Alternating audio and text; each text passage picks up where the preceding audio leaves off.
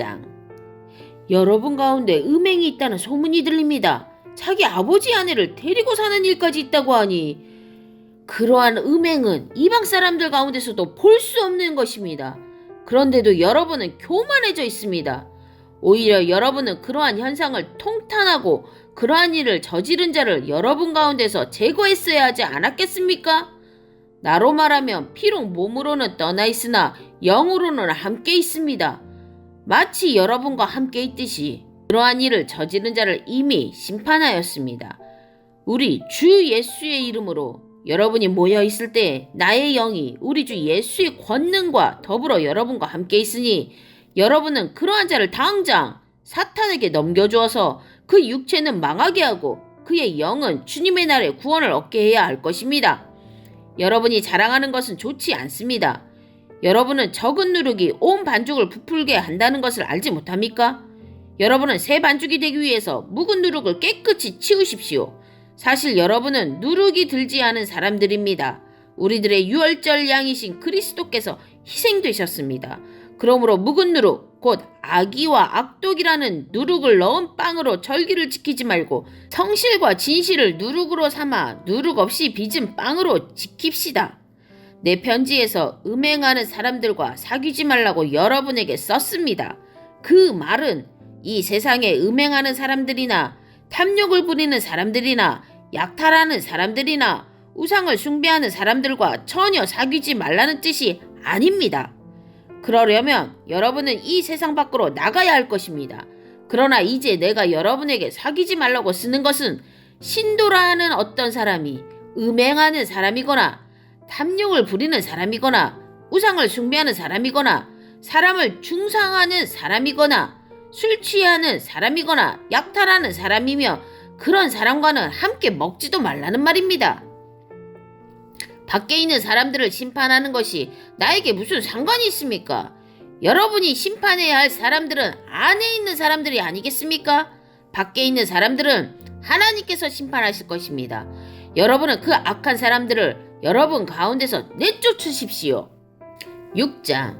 여러분 가운데서 어떤 사람이 다른 사람과 소송할 일이 있을 경우에 성도들 앞에서 해결하려 하지 않고 불의한 자들 앞에 가서 재판을 받으려 한다고 하니 그럴 수 있습니까? 성도들이 세상을 심판하리라는 것을 여러분은 알지 못합니까? 세상이 여러분에게 심판을 받겠거늘 여러분이 아주 작은 사건 하나를 심판할 자격이 없겠습니까? 우리가 천사들도 심판하리라는 것을 알지 못합니까? 그러한데 하물며 세상 일이야 말할 나위가 있겠습니까? 그러니 여러분에게 일상의 일과 관련해서 송사가 있을 경우에 교회에서 멸시하는 바깥 사람들을 재판관으로 앉히겠습니까? 나는 여러분을 부끄럽게 하려고 이 말을 합니다. 여러분 가운데는 신도 사이에서 생기는 문제를 해결하여 줄 만큼 지혜로운 사람이 하나도 없습니까? 그래서 신도와 맞서 소송을 할 뿐만 아니라 그것도 믿지 않는 사람들 앞에 한다는 말입니까? 여러분이 서로 소송을 제기하는 것부터가 벌써 여러분의 실패를 뜻합니다. 왜 차라리 불의를 당해주지 못합니까? 왜 차라리 속아주지 못합니까? 그런데 도리어 여러분 자신이 불의를 행하고 속여 빼앗고 있으며 그것도 신도들에게 그런 짓을 하고 있습니다. 불의한 사람들은 하나님 나라를 상속받지 못하리라는 것을 알지 못합니까? 착각하지 마십시오. 음행을 하는 사람들이나 우상을 숭배하는 사람들이나 간음을 하는 사람들이나 여성 노릇을 하는 사람들이나 동성애하는 사람들이나 도둑질하는 사람들이나 탐욕을 부리는 사람들이나 술 취하는 사람들이나 남을 중상하는 사람들이나 남의 것을 약탈하는 사람들은 하나님 나라를 상속받지 못할 것입니다. 여러분 가운데 이런 사람들이 덜어 있었습니다. 그러나 여러분은 주 예수 그리스도의 이름과 우리 하나님의 성령으로 씻겨지고 거룩하게 되고 의롭게 되었습니다. 모든 것이 나에게 허용되어 있습니다. 그러나 모든 것이 유익한 것은 아닙니다. 모든 것이 나에게 허용되어 있습니다. 그러나 나는 아무 것에도 제재를 받지 않겠습니다. 음식은 배를 위한 것이고 배는 음식을 위한 것입니다.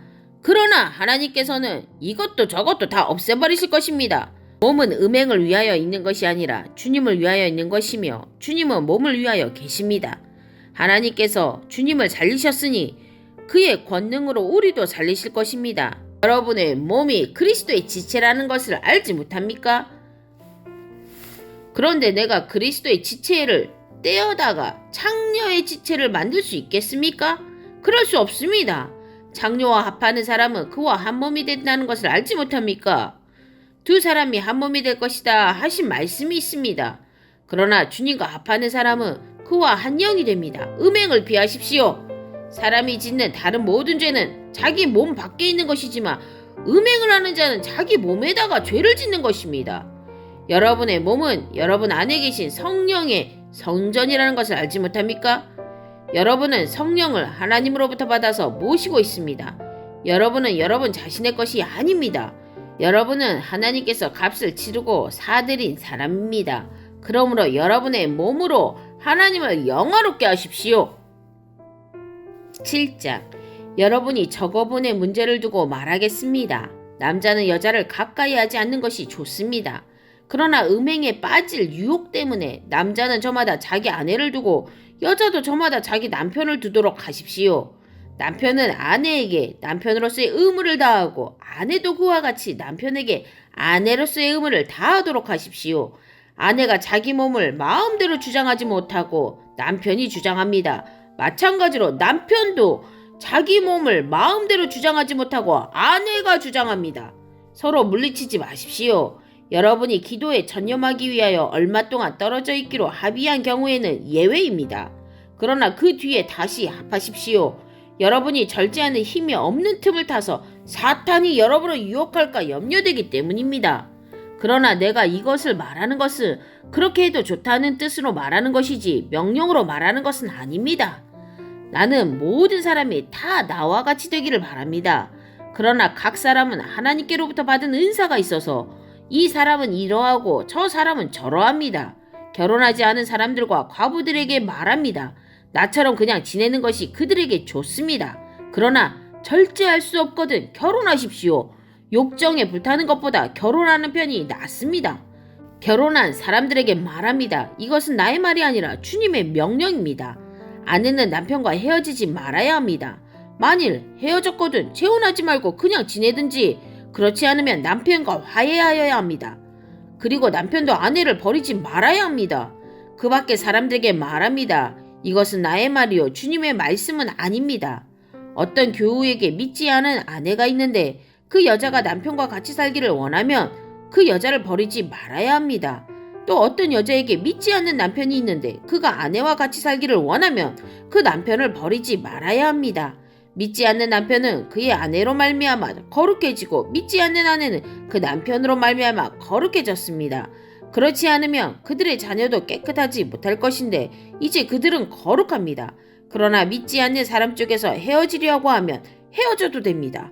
우리는 형제나 자매가 이런 일에 얽매일 것이 없습니다. 하나님께서는 여러분을 부르셔서 평화롭게 살게 하셨습니다.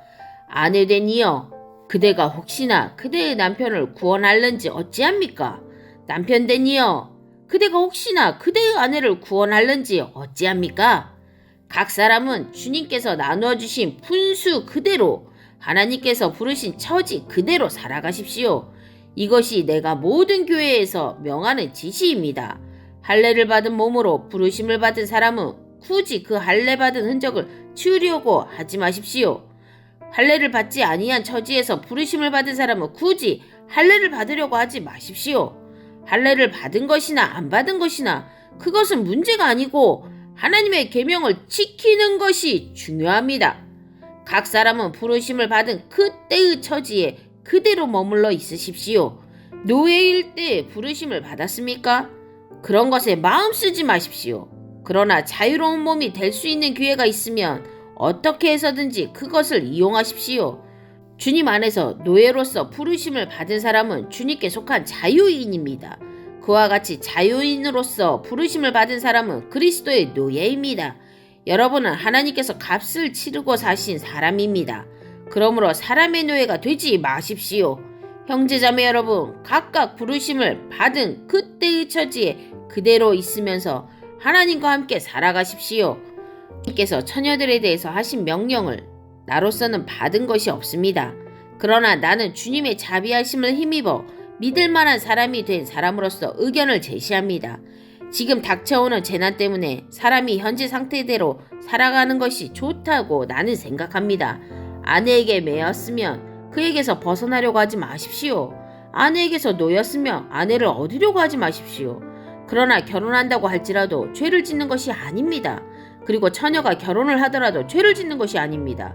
그러나 그들이 살림살이로 몸이 고달플 것이므로 내가 아껴서 말해주는 것입니다. 형제자매 여러분, 내가 말하는 것은 이것입니다. 때가 얼마 남지 않았으니 이제부터는 안에 있는 사람은 없는 사람처럼 하고 우는 사람은 울지 않은 사람처럼 하고 기쁜 사람은 기쁘지 않은 사람처럼 하고 무엇을 산 사람은 그것을 가지고 있지 않은 사람처럼 하고 세상을 이용하는 사람은 그렇게 하지 않은 사람처럼 하도록 하십시오. 이 세상에 형체는 사라집니다. 나는 여러분이 염려 없이 살기를 바랍니다. 결혼하지 않은 남자는 어떻게 하면 주님을 기쁘게 해드릴 수 있을까 하고 주님의 일에 마음을 씁니다. 그러나 결혼한 사람은 어떻게 하면 자기 아내를 기쁘게 할 수 있을까 하고 세상 일에 마음을 쓰게 되므로 마음이 나뉘어 있습니다. 결혼하지 않은 여자나 처녀는 몸과 영을 거룩하게 하려고 주님의 일에 마음을 쓰지만 결혼한 여자는 어떻게 하면 남편을 기쁘게 할 수 있을까 하고 세상 일에 마음을 씁니다. 내가 이 말을 하는 것은 여러분을 유익하게 하려고 그러는 것이지 여러분에게 올가미를 씌우려고 그러는 것이 아닙니다. 오히려 여러분이 품위 있게 살면서 마음에 헛갈림이 없이 오직 주님만을 섬기게 하려는 것입니다. 어떤 이가 결혼을 단념하는 것이 자기의 약혼녀에게 온당하게 대하는 일이 못된다고 생각하면 더구나 애정이 강렬하여 꼭 결혼을 해야겠으면 그는 원하는 대로 그렇게 하십시오. 결혼하는 것이 죄를 짓는 것이 아니니 그런 사람들은 결혼하십시오. 그러나 결혼하지 않기로 마음을 굳게 먹은 사람이 부득이한 일도 없고 또 자기의 욕망을 제어할 수 있어서 자기 약혼녀를 처녀로 그대로 두기로 마음에 작정하였으면 그것은 잘하는 일입니다. 그러므로 자기의 약혼녀와 결혼하는 사람도 잘하는 것이지만 결혼하지 않는 사람은 더 잘하는 것입니다. 아내는 남편이 살아있는 동안에는 그에게 매여 있습니다. 그러나 남편이 죽으면 자기가 원하는 사람과 결혼할 자유가 있습니다. 다만 주님 안에서만 그렇게 해야 할 것입니다. 내 의견으로는 그 여자는 그대로 혼자 지내는 것이 더 행복할 것입니다. 나도 하나님의 영을 받았다고 생각합니다.